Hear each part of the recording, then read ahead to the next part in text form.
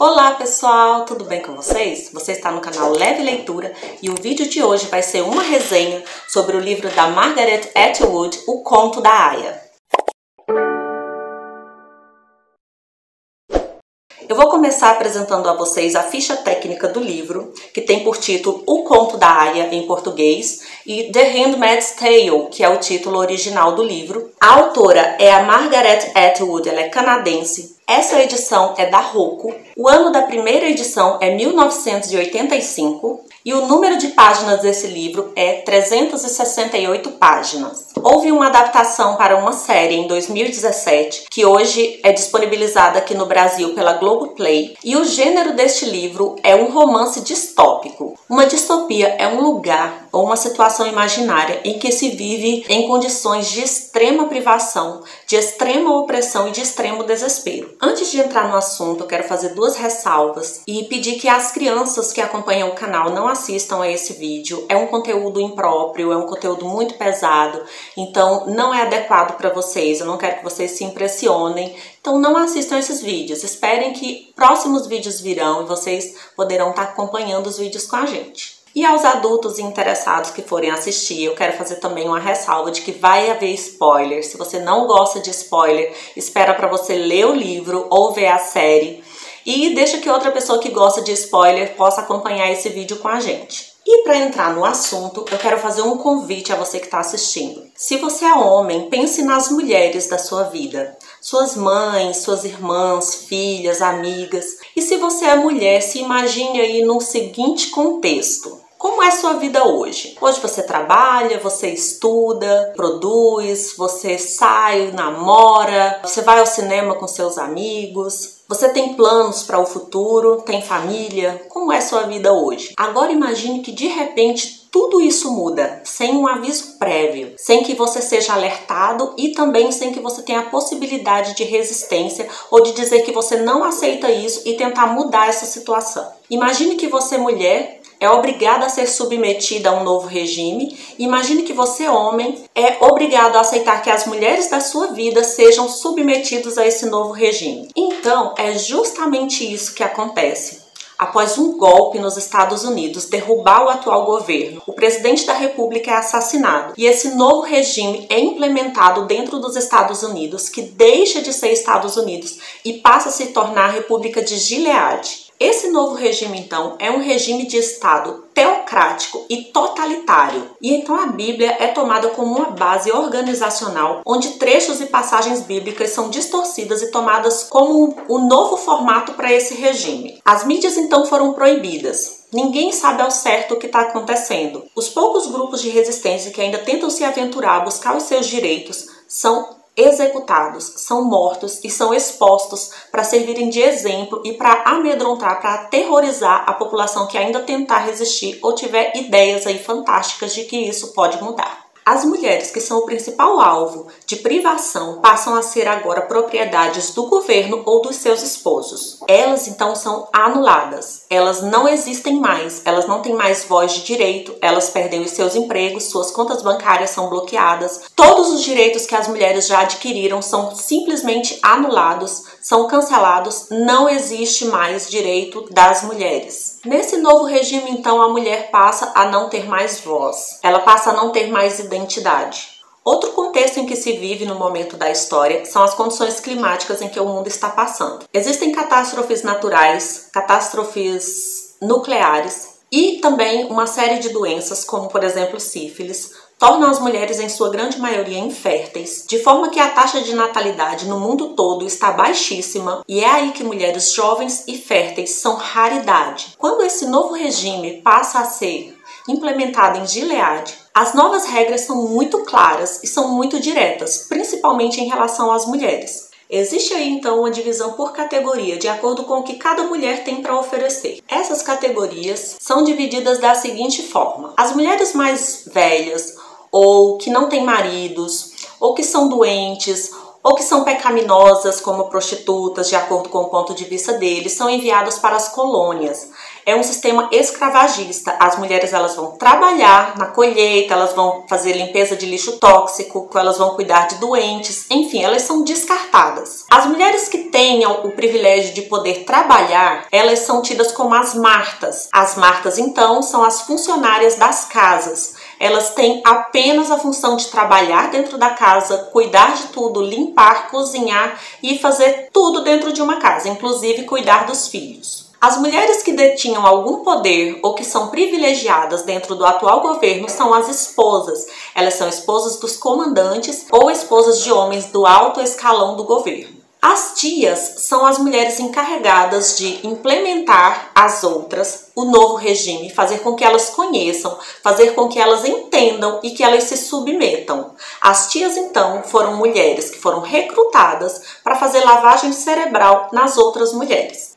E temos, por fim, as aias, que são as mulheres férteis, jovens, capazes de terem filhos, que estão sob os cuidados das tias, até que elas sejam doutrinadas e aprendam tudo a respeito do que elas devem fazer dentro da casa dos comandantes e das suas esposas, e são enviadas posteriormente para essas casas. No entanto, as aias são raridade, porque são essas mulheres jovens, férteis, que vão ter como função simplesmente procriar, ou seja, ela vai ser um útero de 2 pernas que vai andar dentro das cidades e servir com o propósito de engravidar. Essas aias, então, depois de serem doutrinadas, elas vão ser encaminhadas para a casa dos comandantes e servir dentro da casa no intuito de que tenha filhos para essa família. Os filhos são algo muito importante, porque as mulheres são inférteis e as esposas, em sua maioria, são inférteis, já são mulheres mais velhas que não são capazes de procriar. Essas aias, então, são tidas como peças muito especiais, mas elas não são tratadas nem um pouco de forma especial. A narradora da história é uma aia que foi designada para a casa de um comandante chamado Fred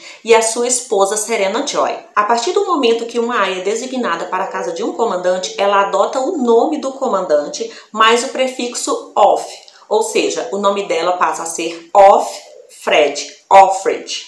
E esse é o nome que ela adota e narra a sua história utilizando. Offred, então, passa a narrar a sua história com o máximo de detalhes possíveis, porque ela está projetando uma história para o futuro. Ela deixa um registro gravado em fitas para que as pessoas venham a conhecer a sua história e a história das mulheres que viviam nesse regime. Offred, então, chega na casa desse comandante com o intuito de engravidar, como todas as outras aias. Narrar essa história vai ser muito difícil para mim, porque o livro tem muitos gatilhos e, assim, foi um dos livros mais difíceis de ler até hoje. Eu demorei mais de uma semana para ler, o que é muito raro, porque eu costumo ler livros muito rápido, mas foi muito difícil, porque a história é muito agonizante e eu tive que respirar fundo muitas vezes, eu tive que abandonar a história várias vezes, e então eu peço desculpa a vocês pelos cortes, é porque para mim realmente é muito difícil relatar tudo que está nesse livro, mas é extremamente necessário e por isso eu vou continuar. Offred então chega na casa do comandante e de cara já conhece a sua esposa, Serena Joy,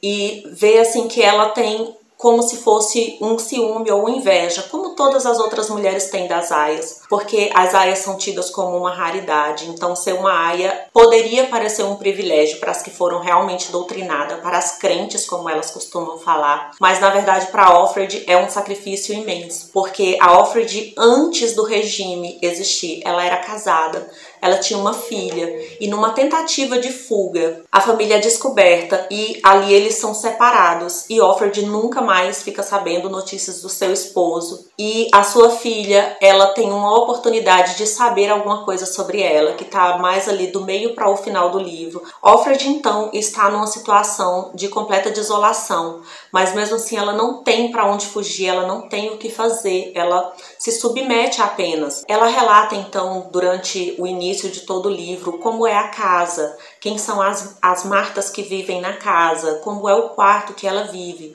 Então as aias elas vivem sob o jugo da esposa de uma forma muito surreal. Por exemplo, elas tiram das aias até mesmo a possibilidade de suicídio. As aias elas não têm acesso a fósforos, a canetas, nada que seja pontiagudo ou cordas ou qualquer coisa que possa facilitar que elas se suicidem.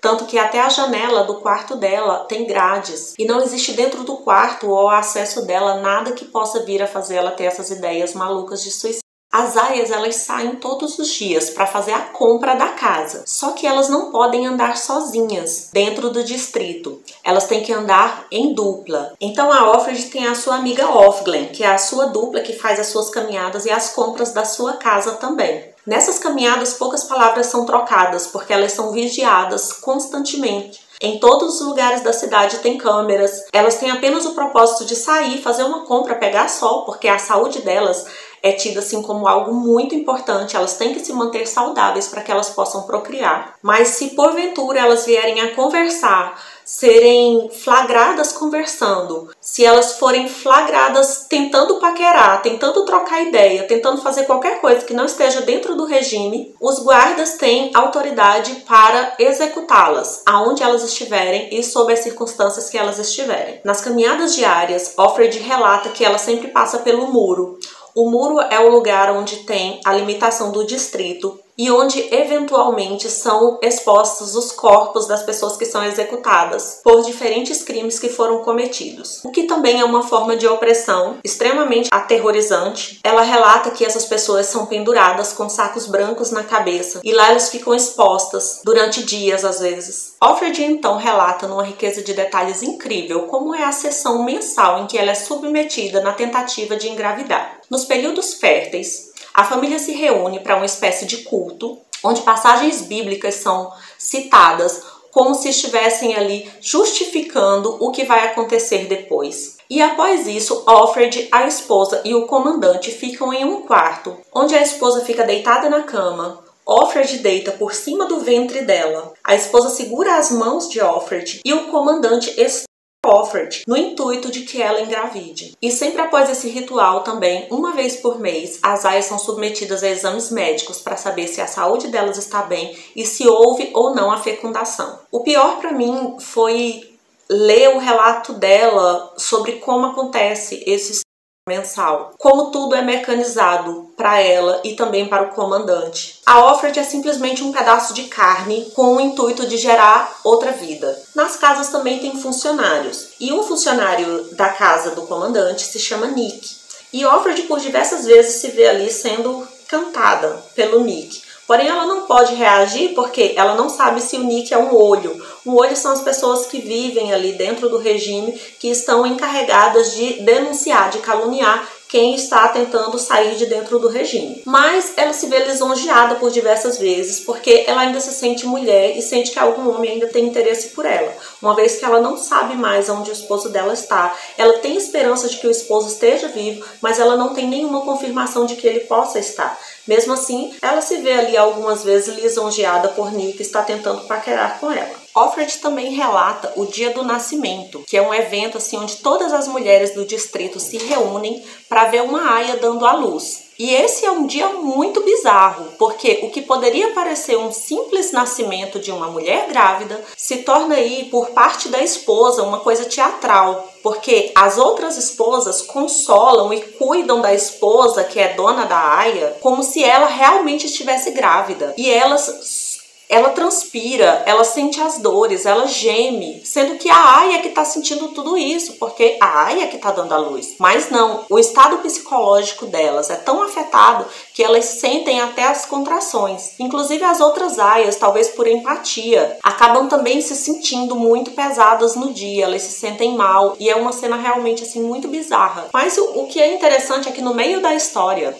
a Offred se vê em uma situação em que ela pode vir a ter alguns privilégios com o comandante, porque o comandante então decide ver a Offred em segredo. Privilégios esses que me faltam palavras assim para descrever para vocês, mas basicamente ela tinha, por exemplo, direito a usar creme para as mãos, o comandante conseguia uma loção hidratante para ela. Ela conta que para manter os lábios, as mãos, o rosto hidratados, ela furtava manteiga ou margarina das suas refeições para passar durante a noite. Então o comandante lhe concede essa loção hidratante que ela também precisa usar em segredo para que a esposa não sinta o perfume A Offred também fala sobre a amiga dela, a Moira. A Moira, ela era homossexual, porém ela era fértil e saudável, então ela também foi designada a ser aia. No entanto, antes dela ser enviada para a casa de um comandante, a Moira ela consegue fugir e posteriormente a Offred se reencontra com Moira, mas numa situação bastante peculiar. Esse reencontro com a Moira acontece enquanto a Offred é submetida a um dos caprichos do comandante. Elas se reencontram em um antigo hotel da cidade, onde agora serve como um clube, onde tudo é permitido. Os comandantes se reúnem e fazem as suas orgias e tudo mais que eles desejam. E essas mulheres que se rebelaram, que tentaram fugir e foram resgatadas, são enviadas para esse lugar que é chamado Casa de Jezebel. Existem muitas outras coisas que a Offred relata, não teria como eu entrar assim a fundo em tudo que acontece dentro da história. Mas é muito fácil você absorver tudo, porque a leitura é muito detalhada e muito profunda. Mas no meio de tudo isso, ainda existe aí um romance entre a Offred e o Nick. O que foi assim muito difícil para mim quando fui chegando no final da história é que a Offred parece que ela começa a desistir, parece que ela começa a ser tomada não mais pelo medo, mas é como se tudo aquilo fizesse ela pensar, poxa, não vai mudar, eu não tenho nada a fazer, então o que me resta é aceitar, o que me resta é viver dessa forma, afinal eu tenho segurança e tenho tudo que eu preciso. E esse sistema opressor acaba não que fazendo sentido para ela, mas acaba fazendo com que ela desista. É como se não houvessem mais sonhos, como se não houvesse mais desejo, como se a paixão fosse algo que devesse ser abafado. Enfim, é muito triste você pensar que a Offred simplesmente desiste e se entrega ali ao novo regime. Mas ao mesmo tempo, se você se colocar no lugar dela, onde nada mais é permitido, onde você não tem mais voz, você não tem direito, você não tem escolha, como seria a nossa reação nessa situação, na situação que a Offred vive? Aonde você ia buscar meios de se fortalecer, de continuar tendo esperança? Outra coisa muito importante que tem dentro da história é que existe uma organização entre as mulheres e também entre algumas pessoas que estão no governo, uma organização de resistência chamada Mayday, que resgata algumas mulheres e que consegue dar a elas um outro destino. E aí é quando vai chegando no final da história onde o leitor fica extremamente surpreendido com o desfecho de tudo aquilo, ou com a falta de desfecho, porque dá-se a entender que tem uma continuidade. Mas as minhas considerações finais sobre esse livro é de que todo mundo deveria ler, todo mundo deveria ter conhecimento. Se não gosta de ler, vê a série. Até onde eu soube, a série é muito fiel ao livro. E apesar de ser uma leitura difícil, uma leitura por vezes arrastada, porque de fato a vida dela era muito arrastada, era muito monótona, o livro não teria como ser diferente. O contexto em que ela vivia e o contexto em que ela é inserida é algo que pode se tornar real. E é aí que está a grande importância do conhecimento dessa história. O livro realmente nos faz refletir sobre o poder e sobre quem detém este poder e sobre até onde essas pessoas que detêm este poder podem chegar. De que forma elas podem nos beneficiar e arruinar completamente uma nação inteira. Se você acha que isso é impossível de acontecer, eu te convido a ler mais história, a ler sobre o Holocausto e a ler também sobre alguns lugares onde as mulheres também vivem sob regimes muito semelhantes. Através dessa leitura eu pude refletir sobre os direitos que nós já temos, os direitos que nós ainda vamos adquirir, sobre a nossa liberdade, liberdade de pensar, de amar, de ser feliz, a liberdade de se expressar. Esse é o nosso maior bem como ser humano. E para encerrar essa resenha, eu quero deixar uma frase que está contida no livro, que diz "Nolite bastardis carbundoro", que quer dizer: não permita que os bastardos